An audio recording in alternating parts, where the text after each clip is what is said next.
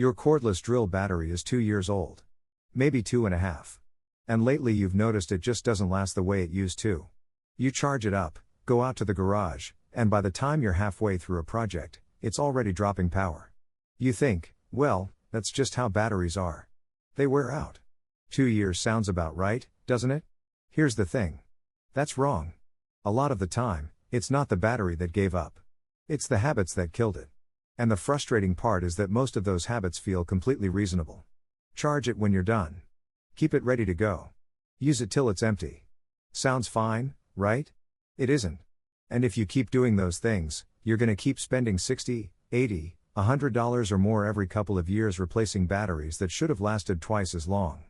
I'm gonna walk you through exactly what kills tool batteries early, how to spot the damage before it gets bad, and what you can actually do starting today to protect what you've already got. And if you stick around to the end, I've got a bonus tip that most people never think about, but it can seriously change how long your batteries last.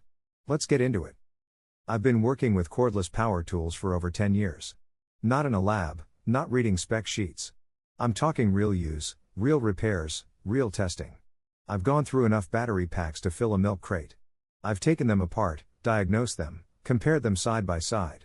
And the number one thing I've learned after all of that is this: most dead batteries aren't defective. They're murdered. By the person who owned them. And I say that with no judgment because I made every single one of these mistakes myself before I understood what was actually going on inside the pack. So if you've been doing some of these things, you're not alone. But now you're gonna know better. So let's start with the basics, because this is one of those things where once you understand the mechanism, everything else clicks into place. The battery in your cordless drill, your impact driver, your circular saw, your reciprocating saw, almost certainly your cordless lawn mower, that's a lithium-ion battery. Lithium-ion, or Li-ion, just means the chemistry inside the cells uses lithium to move energy back and forth between charges. It's the same basic chemistry in your phone battery and your laptop.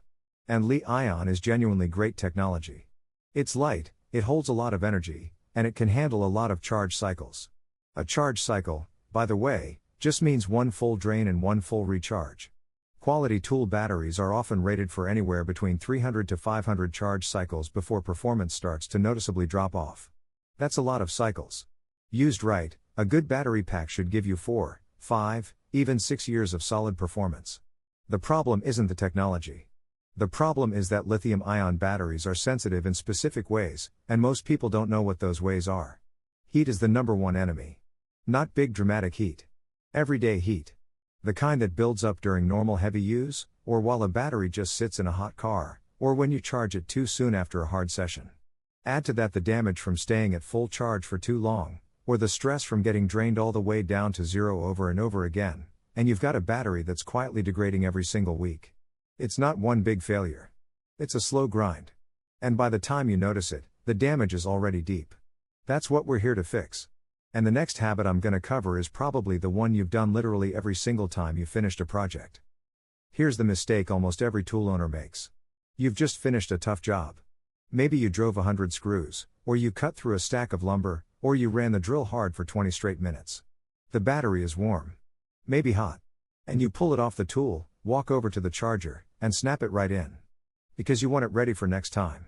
Makes sense, right? Wrong.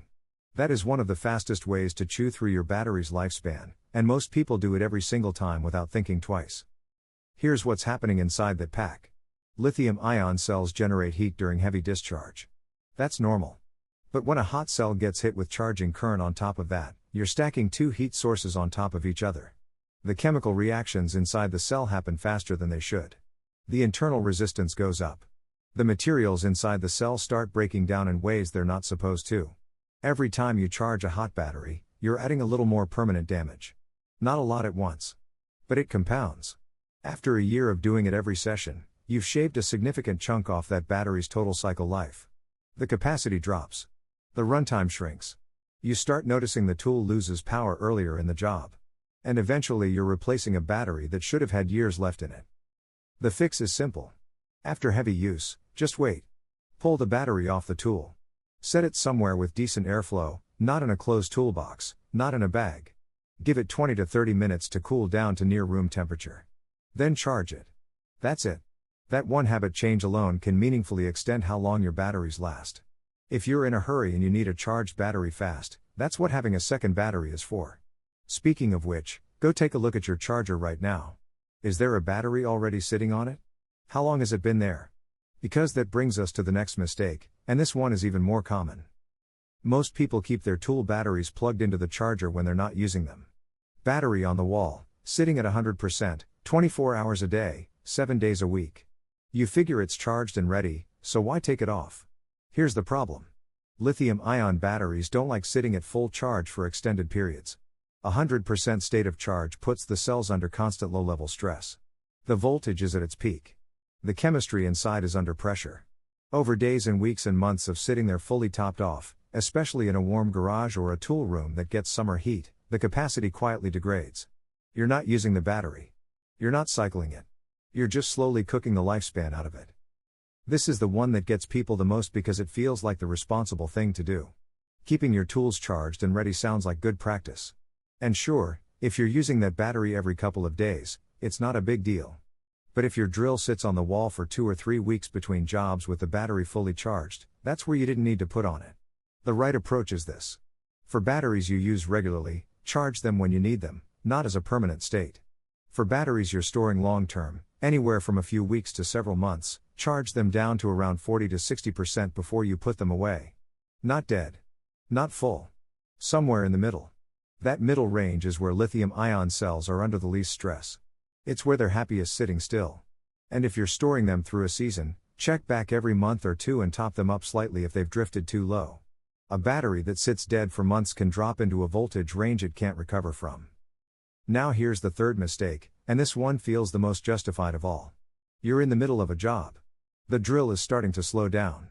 The torque feels a little soft. But you're almost done, so you push through. You squeeze every last bit of juice out of that pack before you stop. Sounds economical, right? Like you're getting your money's worth? Here's the deal. For lithium-ion, deep discharges are genuinely damaging. Every time you run the battery all the way down to the floor, to the point where the tool is stuttering and losing power significantly, you're putting serious stress on those cells. Deep discharge forces the cell chemistry into a range it struggles to recover from cleanly. Do it once, you'll probably be fine. Do it consistently, every job, for 2 years straight, and you've accelerated the aging of that battery pack significantly. The signs are pretty recognizable. The battery used to last a full Saturday morning of work. Now it barely gets you through an hour. It charges up fast, which sounds good, but then it drops off fast too. The tool feels strong for the first 10 minutes and then kind of soft after that. Power delivery gets inconsistent. That's degraded capacity. And a lot of that degradation came from the bottom of the charge curve. The right call is to swap the battery when the tool starts feeling noticeably weak, not when it completely dies. You don't have to baby it. You just don't want to grind it into the floor every single time. Rotate to a fresh pack, let the low one charge back up properly, and you'll get a lot more total life out of both of them. And the next 2 mistakes I'm going to cover are ones that a surprising number of people don't even realize are a problem. Let's talk about chargers. Specifically, the cheap ones. You've seen them. Third-party replacements on discount sites, half the price of the brand name, same connector, same voltage rating on the label. Seems like a smart buy. And maybe you've used one for a while without any obvious problem. Here's what you're not seeing. A quality charger from a reputable brand isn't just pushing electricity into your battery. It's managing a charge curve. It monitors cell temperature. It adjusts the current as the pack fills up. It backs off when something looks off. It stops cleanly at the right voltage. The communication between a well-engineered charger and a well-engineered battery pack is more sophisticated than most people realize. A cheap charger skips a lot of that. The thermal management is weaker. The cutoff logic is less precise. The charge curve is cruder. And over dozens and dozens of cycles, that sloppiness adds up to real degradation. You might not notice it in month 1. But a year in, that battery is aging faster than it should. Mixing systems makes it worse. If you're running batteries across different brands or different generations of the same brand's platform, and using chargers that weren't designed for that specific pack, you're introducing mismatches in voltage tolerance and protection logic. Some combinations are fine. Others quietly cause problems you won't trace back to the charger until it's too late. The safe call is to use the charger that was designed for your battery system. That doesn't always mean you have to pay top dollar. But it does mean you should be skeptical of anything that's suspiciously cheap and comes from a brand you've never heard of. And one more thing on this topic. If your battery pack is bulging, if it's got a smell like something chemical, if it's getting unusually hot during normal charging, do not keep using it. Do not try to take it apart to fix it yourself. That's the point where you stop, set it aside, and either take it to a professional or dispose of it properly through a battery recycling point. Swollen lithium-ion cells are not a DIY repair situation. That's a safety line, and it matters. Now let's talk about where you're keeping your batteries when they're not in use. This one catches a lot of people because it doesn't feel like a big deal. You leave the battery in the truck overnight. You keep a spare pack in the toolbox in the bed of the vehicle through the summer. You've got batteries sitting on a shelf in the garage that hits 110 degrees in July. You figure they're just sitting there, not doing anything, so the heat isn't a problem. It absolutely is. Heat accelerates the chemical aging inside lithium-ion cells even when the battery is completely idle. A battery sitting in a hot car for a week in July is aging faster than a battery sitting in a climate-controlled room. You're burning through its lifespan without getting a single drill hole out of it. That's the worst trade possible. Cold is a different kind of problem. Extreme cold doesn't permanently damage lithium-ion batteries the way heat does, but it seriously hurts performance in the moment. A battery that's been sitting in a freezing garage all night is going to feel weak and sluggish when you first start using it. The chemical reactions slow down in cold temperatures. If you push hard loads on a very cold battery before it warms up, you can cause stress on the cells. The fix is straightforward. Store your batteries indoors, in a dry, room temperature environment. Not in the car. Not in the shed that becomes a sauna every summer.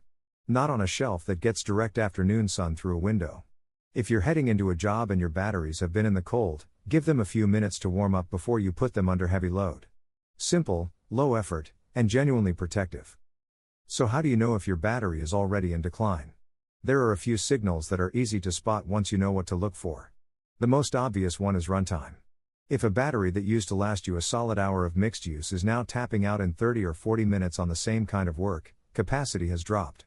The second signal is charge time. If a battery is charging faster than it used to but running out faster than it used to, that's a classic sign of reduced capacity.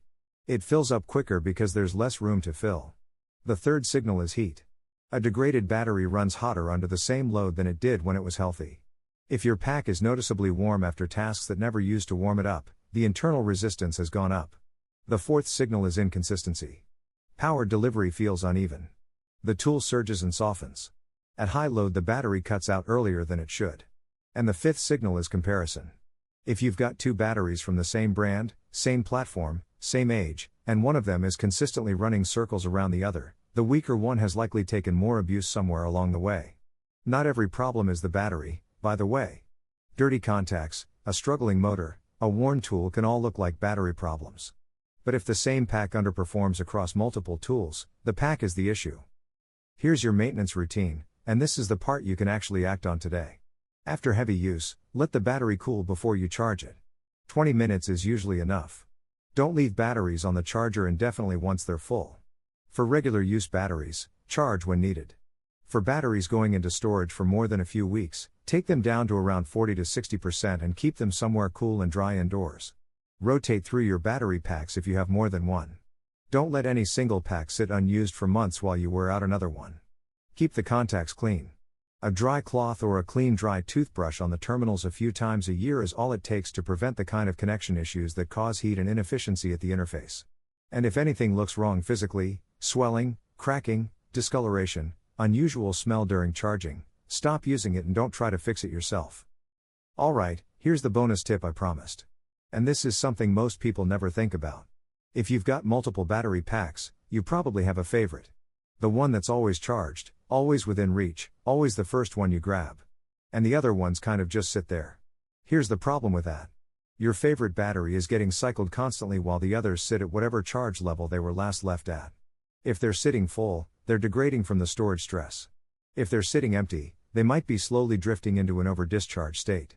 And your go-to battery is accumulating cycles way faster than the others, burning through its life while the rest of your pack collection just quietly deteriorates.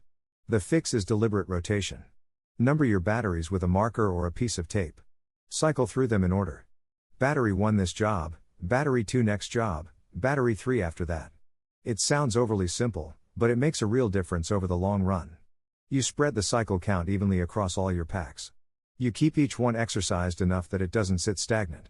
And you end up with a full set of healthy batteries instead of one worn out workhorse and a bunch of neglected spares. That's the full breakdown on why tool batteries die early and exactly what you can do to stop it from happening to yours. Real quick before you go, I want you to do one thing right now. Go look at your charger. Is there a battery sitting on it? How long has it been there?